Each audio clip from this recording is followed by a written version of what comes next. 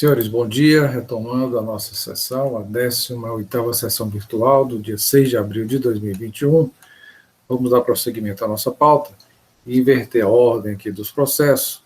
Anuncio o processo de recurso 4240-2017, a infração 2017-07511, em que a recorrente Metal Leste Limitada recorrido célula de julgamento em primeira instância. Dr. Carlos César Quadros Pierro, conselheiro relator, a indicação de nulidade no julgamento singular e também no julgamento, no parecer da consultoria processual tributária. Passo a palavra ao conselheiro relator para início do relato. Muito obrigado, senhor presidente. Trata-se de auto-infração cuja recorrente é a Metal Leste Limitada. Na realidade, é um recurso, é um reexame necessário. Ela não é o recorrente. O auto de infração é falta de recolhimento em operações de digitalização, certo, para outra empresa, sob CFLP 5124, não foram tributadas pela empresa. No período de janeiro de 2012 a 5 de 2013, aplicada a multa de 123,1C. Em sua defesa, o contribuinte afirmou que essa modalidade de recolhimento não seria devida e ele teria, inclusive, formalizado uma consulta em 10 de 10 de 2016, né? E o auto de infração, que configuraria uma denúncia espontânea, e a fiscalização começou em 1º de dezembro de 2016, ou seja, a fiscalização foi iniciada após a consulta realizada pelo contribuinte. O julgador de primeiro grau entendeu, foi pela realização de uma diligência fiscal para que fosse confirmada a consulta se era do mesmo objeto e que se juntasse, inclusive, cópias para essa verificação. Foi feita essa diligência e que se confirmou que a consulta realmente tinha sido feita antes do início da fiscalização e tratava-se realmente do objeto da autuação. Diante desses fatos, o julgador de primeiro grau entendeu que o auto de infração seria nula, a autoridade estaria impedida ante a denúncia espontânea e a consulta formulada anteriormente à fiscalização, havendo o reexame necessário. O parecer da consultoria foi no mesmo sentido, entendendo que, haja vista que houve a formulação de uma consulta pelo contribuinte, caracterizaria uma denúncia espontânea sobre exatamente esse tipo de operação que foi inicializada a fiscalização posteriormente à consulta, certo? Não seria o caso de uma autuação, já configuraria uma denúncia espontânea e o agente estaria impedido. Então, tanto o julgamento de primeiro grau como o parecer foram no sentido da nulidade do lançamento. É isso, senhores. Obrigado, doutor Pierre. Doutor Matheus, nós invertemos a ordem da pauta e colocamos o processo da Metal Leste Limitada. Trata-se, doutor Pierre, puder fazer um resumo, né, dos fatos, só para dar ciência ao doutor Matheus. Pois não. Trata-se de um auto de infração sobre uma falta de recolhimento numa modalidade, numa operação, em que o contribuinte havia formalizado, antes do início da fiscalização, uma consulta sobre esse tema, certo? Sobre o modo de operação, como se daria. O julgador de primeiro grau baixou em diligência para confirmação se a consulta realmente seria do mesmo objeto e para que se juntasse cópias para verificação. Foi feita a diligência e se verificou que realmente a consulta trata do objeto da autuação e que ela foi formalizada antes do início da fiscalização. Ante esse fato, o julgador de primeiro grau entendeu pela nulidade da autuação e o parecer foi no mesmo sentido. É isso. Obrigado, doutor Pierre. Doutor Matheus, quer se manifestar sobre a matéria? Ok, senhor presidente, demorei um pouquinho antes de chegar, mas estava vendo alguma questão interna.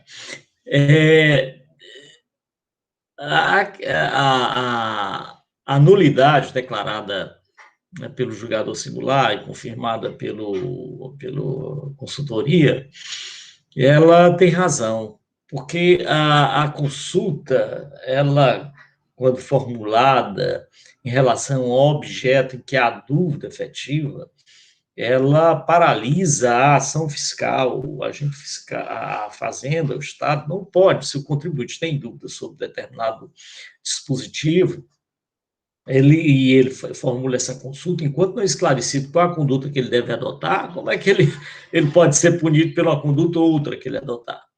É evidente que a consulta não se aplica àquelas situações, por exemplo, eu apuro o ICMS e digo, eu devo recolher o ICMS, aí estou sob consulta. Portanto, se eu não recolher o ICMS no prazo, o meu prazo para recolher o ICMS é dia 10 mesmo ou dia 5? E aí não recolho o ICMS nem no dia 5, nem no dia 10. É evidente que esse tipo de consulta não suspende a ação fiscal e a cobrança da multa, tá? Mas a consulta em relação à dúvida, efetivamente, em que há dúvida sobre a aplicação de uma norma, aí sim ela suspende a ação fiscal e o direito à espontaneidade permanece. Então, por tal razão é que a Procuradoria entende que o caso, sim, é de nulidade da ação fiscal, porque a empresa estava sob consulta ainda. É isso, senhor presidente.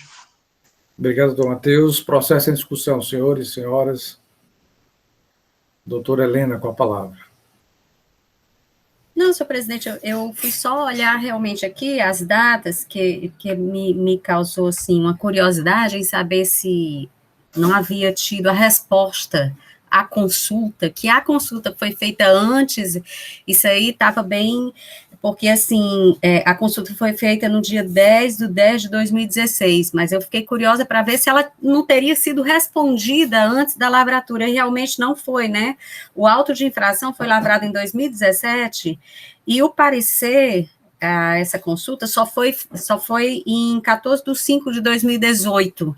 Então, realmente, a resposta à consulta foi posterior à data da lavratura do auto de infração, e a consulta foi feita antes, né? Então, realmente, não merece nenhum retoque o parecer aí e o julgamento de primeira instância. Mais algum conselheiro quer se manifestar? Então, indaga o doutor Pierre como vota. Eu conheço o reexame necessário e nego provimento, mantendo a decisão de primeiro grau, senhor presidente. Algum voto sentido contrário, senhores? Então, esta Câmara, por decisão unânime, conhece do reexame, nega provimento e confirma a nulidade do feito fiscal nos termos de julgamento do parecer do parecer da consultoria, né, ratificado aqui pelo doutor Matheus em sua manifestação oral. Vamos, então, para o último processo da pauta. Na verdade, é o terceiro da ordem, né, mas a da Renner, S.A., Sociedade Anônima. Processo 4518/2017, auto de infração 2017 09024. Quer falar com ele? Tá. Deixa eu Pedro, seu microfone está ligado, Pedro.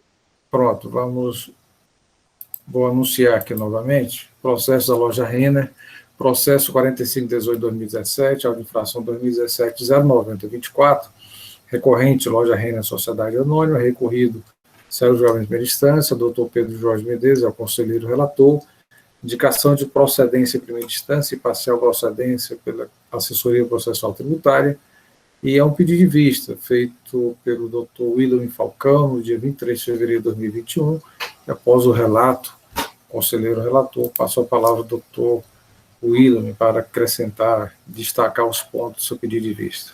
Com a palavra, doutor Pedro Jorge. Bom dia a todos, companheiros aí da nossa Câmara, nossa secretária Evaneide, nossos conselheiros, doutora Helena, doutora Mônica, doutor Felipe, doutor William Falcão, o nosso doutor Carlos César Pierre, o presidente Manuel Marcelo e o nosso queridíssimo procurador, nosso mestre, doutor Matheus Viana. Esse processo aqui, eu vou tentar fazer um relato rápido, né? Como o presidente falou aí, Lojas Renner, Sociedade Anônima. A presente demanda consiste em uma auto-infração lavrado para a cobrança de ICMS no valor de R$ 164.293,89 e de multa de igual valor, né? Nos termos trazidos da seguinte forma: crédito indevido, assim considerado todo aquele escriturado na conta gráfica do ICMS em desacordo com a legislação ou decorrente da não realização de estorno, nos casos exigidos pela legislação. Diante da análise da apuração na FDI-SPED e dos valores recolhidos, constatou-se um crédito indevido de ICMS nos meses de julho de 2012, julho de 2013 e outubro de 2013, no montante de R$ 164.293,89, conforme as informações complementares. O período de infração, deu-se, como já foi falado, 7 de 2012, 7 de 2013 e 10 de 2013. E a penalidade foi a 123.2A, da Lei 12.670. A autuada apresentou impugnação aos folhas 26, alegando que os artigos infringidos seriam genéricos, o que impossibilitaria a empresa de verificar qual a infração cometida e, em especial, qual seria a razão do crédito indevido, se crédito tomado em desacordo ou a não realização do estorno. Alega ainda que os créditos glosados pela fiscalização correspondem a pagamentos de ICMS antecipado, o que daria direito ao creditamento. Alegou, por fim, o caráter confiscatório da multa aplicada pela autoridade autuante.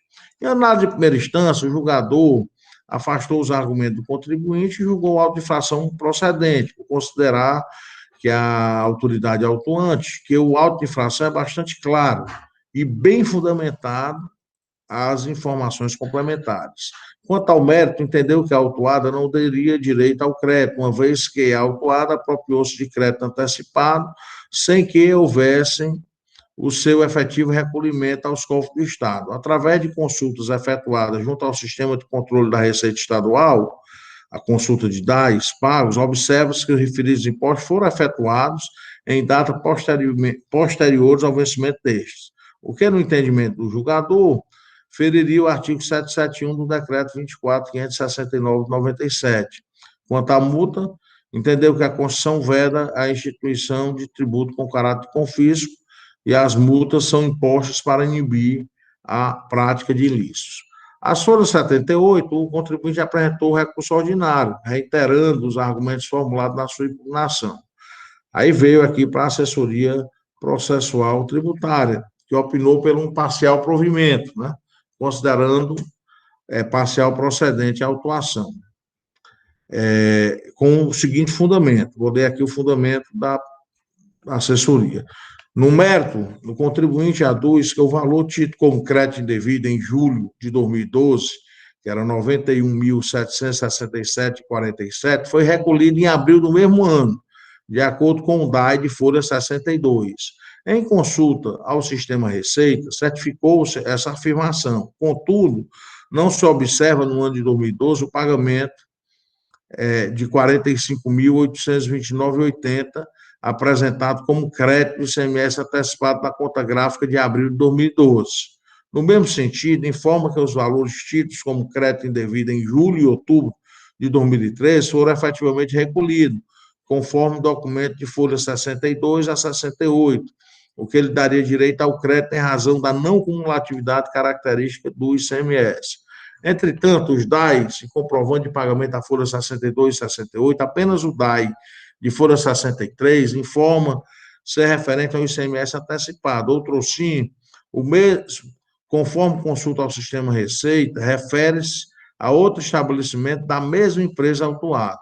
Por essa razão, consultou-se o Sistema Receita e verificou-se pagamento a menor que os utilizados como crédito de ICMS antecipado em julho, no valor de R$ 540,77, e em outubro, isso do ano 2013, né?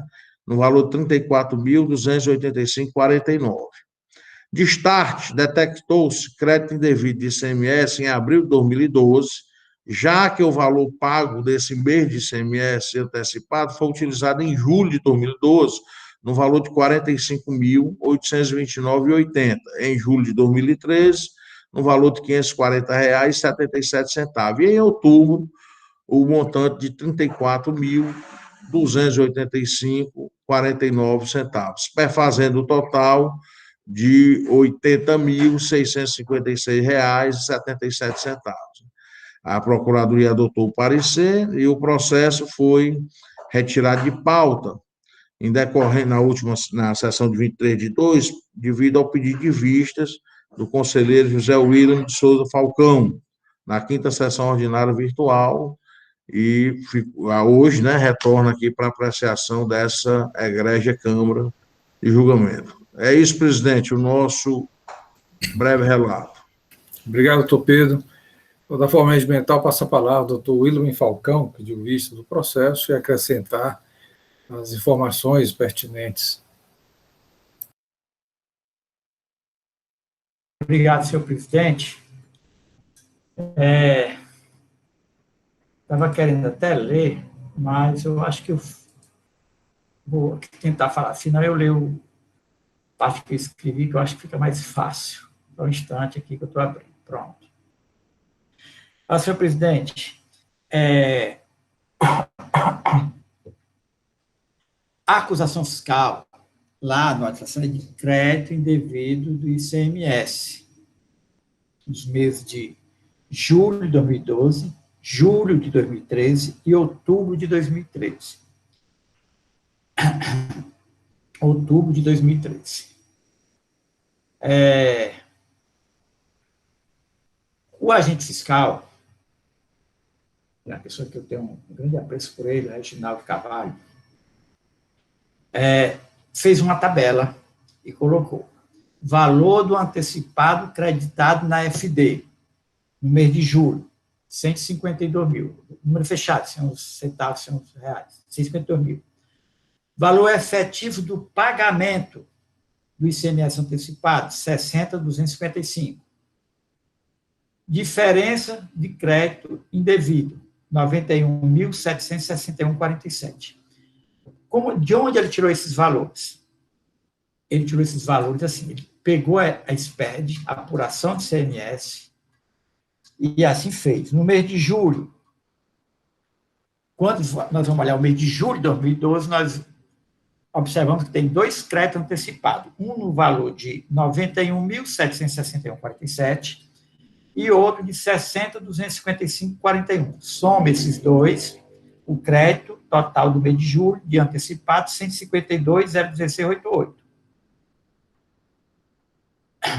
Em seguida, ele fala que só foi pago, nesse mês, o crédito só tem comprovação de efetivo pagamento de 60.255,41, que há coincidência com um dos valores. São 2 valores que eu li, com um dos valores lá, 655,41.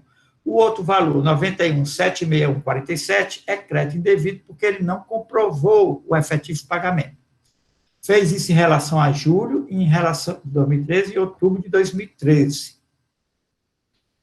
Em julho de 2013, o crédito é assim, quando você vai para a apuração do ICMS, para a FD, o fiscal, o Reginaldo junta nos autos, você vê 2 lançamentos de crédito antecipado. Um no valor de 36 mil, aliás, de R$ 33.343,82, e o outro no valor de R$ 124.909,91. Somando esses 2 valores, dá R$ 158.253,72.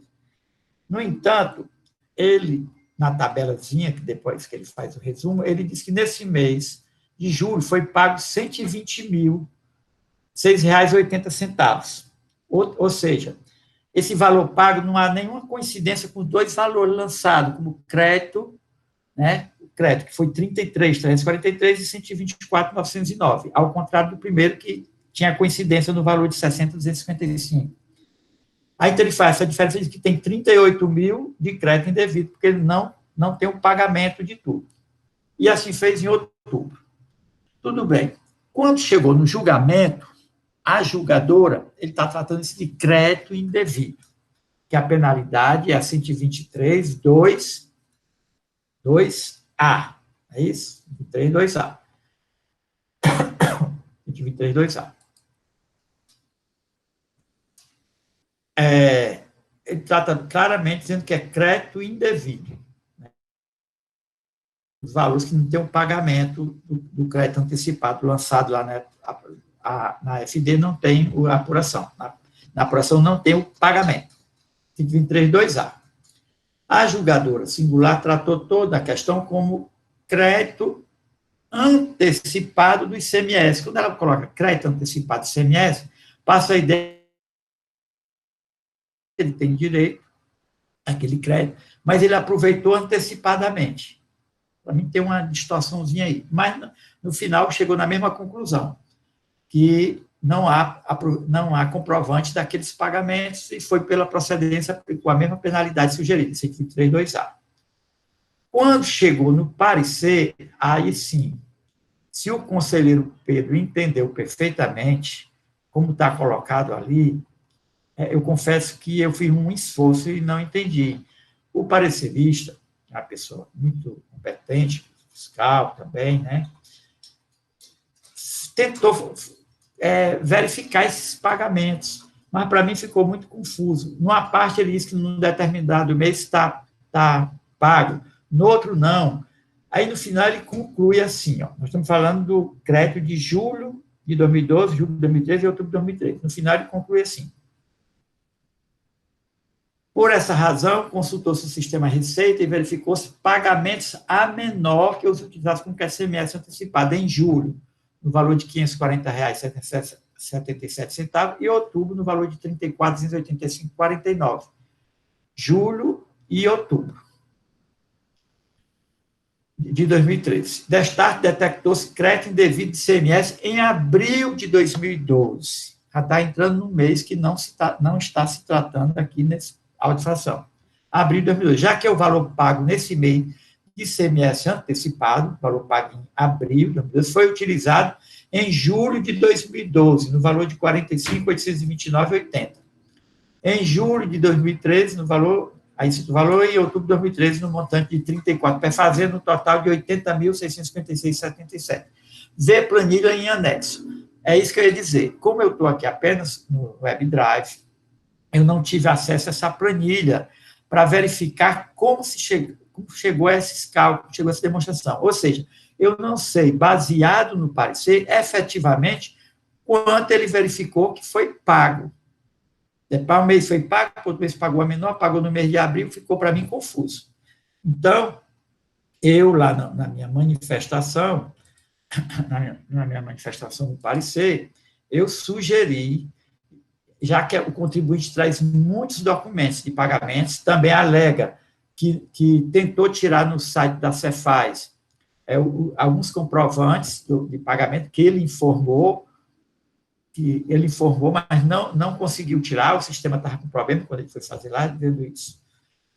Aí eu sugeri, aqui, faço o exposto, entendo que a providência para albergar uma decisão precisa seria a realização de um laudo pericial para verificar se efetivamente os créditos ICMS antecipados, lançados no mês de julho de 2012, julho de 2013 e outubro de 2013, estão acobertados pelos respectivos comprovantes de recolhimento. E se esses créditos não foram aproveitados em meses anteriores dos respectivos exercícios, 2012 e 2013. Por que eu coloquei isso? Porque está falando no crédito de 2012, que só pagou em 2012, em abril de 2012, e só lançou em 2013, está muito confuso. E tem muitos documentos. E eu não vi, efetivamente, feito pelo autuante, uma planilha que dissesse assim, esse crédito que ele aproveitou, que ele coloca lá, está aqui aproveitado, os comprovantes são esses. Eu não vi aqui, analisando por aqui. Pode ser que esteja no processo físico, aí o doutor Pedro Jorge está com ele aí. Mas aqui, como os documentos comprobatórios, eu não vi aquele crédito que o fiscal desse jeito. Crédito indevido, lançado, foi 152 mil, mas o pago só foi 60.255,41. No mês de julho. No mês de julho de 2013 foi 120.100 reais. Eu não vi, assim, está aqui os documentos que dá esse valor. Até esse valor efetivamente pago, eu não senti, assim, não, procurei, mas não encontrei no processo esse valor, de onde o fiscal afirmou que ele só pagou este valor. E o contribuinte traz muitos documentos, uma misturada danada de documentos, dizendo que efetivamente pagou, que aqueles não inventou aqueles valores, não, ele pagou. Aí, então, eu entendi, para ficar melhor, inclusive porque o laudo pericial tentou fazer isso, o parecer tentou fazer demonstrar esses pagamentos, a maior, a menor, no mês tal, mas eu não vi essa planilha dentro aqui da WebDrive. Ele disse que tem uma planilha, mas eu não vi essa planilha.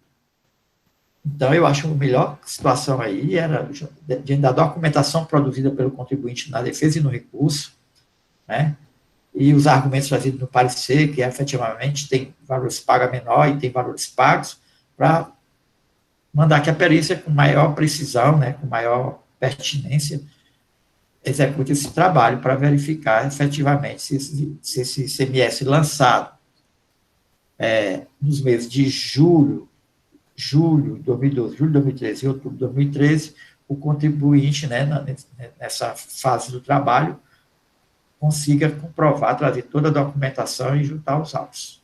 Era isso, senhor presidente. Obrigado, doutor William. Passo, então, a palavra ao representante da PGE, doutor Matheus Gena Neto.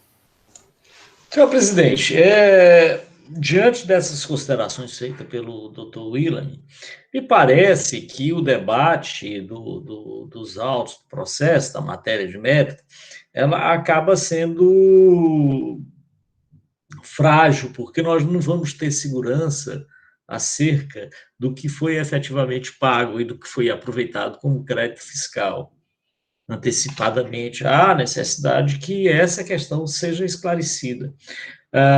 Concordo com o doutor William quando ele disse que o parecer da consultoria ele poderia ter sido muito mais claro a respeito e tal, mas às vezes o sujeito não consegue, a gente não consegue expressar o que a gente está pensando por alguma razão qualquer. Uma coisa é você pensar e outra coisa é você escrever, né? Então, talvez, nesse momento aí, o consultor tenha tido alguma dificuldade em colocar o que estava acontecendo. Mas, para esclarecer isso, a diligência é o mais adequado mesmo. Eu vou na mesma linha do doutor William, no sentido de que deve ser realizada uma diligência, a fim de que se comprove efetivamente ou indique, até com a participação do assistente técnico da recorrente, se for o caso, da recorrente, para que ela aponte os valores que foram efetivamente aproveitados e cujo imposto foi recolhido. É isso, senhor presidente. Obrigado, doutor Matheus. Processo em discussão, senhores. Alguma discussão?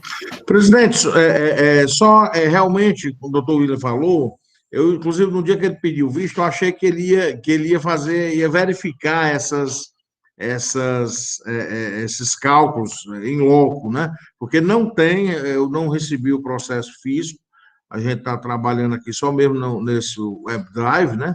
E não tem realmente os cálculos aí feitos pelo doutor Michel Gradivol, que foi o assessor tributário, né? Que preparou o parecer. Então, visto isso, eu acho realmente interessante esse pensamento do doutor William e do doutor Matheus de baixar em diligência para que seja feita uma perícia e a gente veja realmente o que é que aconteceu, né? Doutor Pedro, senhor presidente. Pois não, doutor. Eu estava falando, que eu estava aqui só no WebDrive, até perguntando se o conselheiro Pedro estava com processo físico. Na verdade, eu examinei o processo físico, eu peguei o processo físico e examinei, eu não vi a planilha lá no processo físico. Então, tem que ser... Eu não vi, eu observei vários documentos que o contribuinte trouxe, né? Até me estranha aquela questão de dizer que tem um que foi pago em abril, só foi aproveitado, por isso que quando eu emiti o parecer, eu disse, verificar os pagamentos efetuados, se o contribuinte, né, se não estão claros, tem muito documento, se não estão claros, esses documentos lá do processo físico, pediu o contribuinte que demonstre os pagamentos, porque ele lançou, cada mês, que nem eu disse, ele não lançou só o valor, não, lançou 2 valores, crédito devido, valor tal, crédito devido, valor tal, está lá assim, dá para ver aqui no WebDrive. E traz muitos documentos. E o parecer, quando foi falar aqui, fazer a manifestação dele, ele falou que no mês de abril pagou um valor que está... Mas a gente vê muitos valores pagos que o contribuinte está dizendo que aqueles valores foram pagos naquele mês e só aproveitados nos meses seguintes.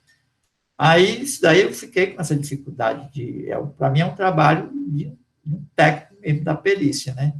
Eu pessoalmente não consegui demonstrar, pegar aqueles valores, chegar, né, para bater com aquele valor, efetivamente, até o centavo tem lá, né? Toda operação tem lá o valor, 152.016,88, somando dois valores com centavo. Então, onde foram esses valores? O contribuinte tem condição de juntar documento e mostrar, e essa análise se esse documento não foi aproveitado anteriormente, né? Já que tem de todos os meses, desde o começo do ano, documentos que ele só aproveitou lá na frente. Doutor William, é importante que esse voto vista possa ser encaminhado ao doutor Pedro Jorge, até para a formulação, né, dos quesitos em virtude dessas análises que o senhor fez agora, né?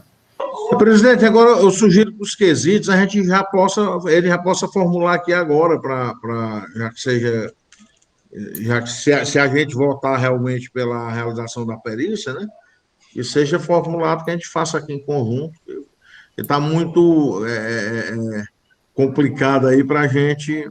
Eu não sei como é que está esse voto dele, se está bem específico com os quesitos formados ou não. Eu acredito que sim.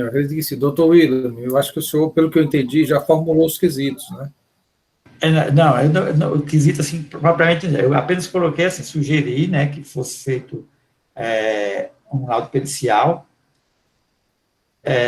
para verificar se os créditos lançados em julho de 2012, julho de 2013 e outubro de 2013 estão acobertados pelos respectivos comprovantes de recolhimento, né, que estão acostados lá nos autos. E se esses créditos, né, lançados no mês de julho de 2012, julho de 2013 e outubro de 2013 não foram aproveitados em meses anteriores nos respectivos exercícios. Por que eu coloquei isso? Porque ele está trazendo muitos documentos, pagamentos de meses, por exemplo, aproveitou em outubro de 2013, tem documento de agosto, de julho, mas ele está dizendo que esses créditos são relativos àqueles pagamentos que foram feitos naqueles meses anteriores. Entendeu? Então, tem que primeiro, o meu parecer, no sentido de verificar se dentro dos autos tem, ou se o contribuinte apresenta, quando foi intimado para a perícia, os comprovantes de pagamentos dos ICMS antecipados lançados na apuração, conforme está aí, os valores. Estão lá, no mês de julho. E para evitar esse negócio, aproveitou duas vezes, aproveitou no passado, verificar se durante o período fiscalizado, que é 2012, 2013, aqueles valores pagos com antecedência, né, e só lançado posteriormente, 2, 3, 4 meses depois, se não foram aproveitados naquele mês que foi pago. Ok. Só isso. Ficou compreendido, doutor Pedro? Ficou. Ele vai mandar o voto, não é isso? E aí a gente... Na verdade, nós vamos colocar essa proposta aqui em votação, verificar se o crédito ICMS, o comprovante de pagamento desses valores lançados, né, se foram recolhidos, e se houve aproveitamento nesse período da fiscalização de 2012 e 2013. Enquanto se remanescer alguma coisa contra devido. Senhores, eu lembro que há um pedido de nulidade da parte, cessamento de defesa, porque os artigos, a acusação genérica, é interessante também apreciarmos isso, assim como a multa confiscatória, que também é mencionado. Doutor Pedro, alguma discussão? Presidente, eu afasto as nulidades. Todas as nulidades, inclusive a multa confiscatória. Ok. Alguma discussão, senhor adicional? Então, com relação à solicitação de perícia sugerida pelo doutor William Falcão, em virtude do pedido de vista, de verificar se os créditos foram recolhidos com a comprovação, né, já que a parte anexa vários documentos, se houve aproveitamento nesse período, 2012, 2013, e se ainda remanesce algum outro valor a ser remanescer algum valor, né, com relação ao crédito indevido. Nesses termos, alguma sugestão adicional, senhores? Doutor Pedro, como vota? Presidente, eu acato o pedido de perícia, né, que seja baixado de diligência, para que seja feita a perícia e justamente nesses termos aí que foi proposto pelo doutor William Falcão e corroborado aí pelo nosso procurador, doutor Matheus Viana Neto, em sessão. Algum voto em sentido contrário, senhores e senhoras? Então, esta Câmara, por decisão unânime, conhece do recurso, afasta preliminarmente a nulidade do cessamento de defesa, arguído pela parte, porque o auto não está claro, causa imprecisão, há um caráter confiscatório da multa, e essa Câmara decide também, por decisão unânime, baixar o curso do processo em perícia para verificar do recolhimento, a comprovação, né, do imposto do ICMS pago, ICMS antecipado, se houve aproveitamento e se remanesceu algum valor relacionado ao crédito indevido. Esta decisão para o processo. Agradeço a participação de todos, assuntos gerais, algum assunto a ser tratado. Lembrando aos senhores que amanhã, e já convoco para a nossa 19ª sessão virtual, no dia 7 de abril de 2021, às 8h30, com 2 processos da Companhia Industrial de Cimento Apodi, relatoria da doutora Antônia Helena Teixeira Gomes. Temos a participação de um advogado, doutor Tiago Pierre Linhares Matos, também o processo da Cosbel, distribuidora de cosméticos limitada, doutor Pedro Jorge, também com a participação do doutor Roberto Lincoln de Souza Gomes Júnior. E o último processo da pauta, Dimas de Melo Pimenta, processo 3830, também do doutor Pedro Jorge, relatoria. Esta é a pauta de amanhã, agradeço a participação de todos e desejo um bom dia e até amanhã, se Deus quiser. Até amanhã, senhor presidente. Até amanhã. Até amanhã.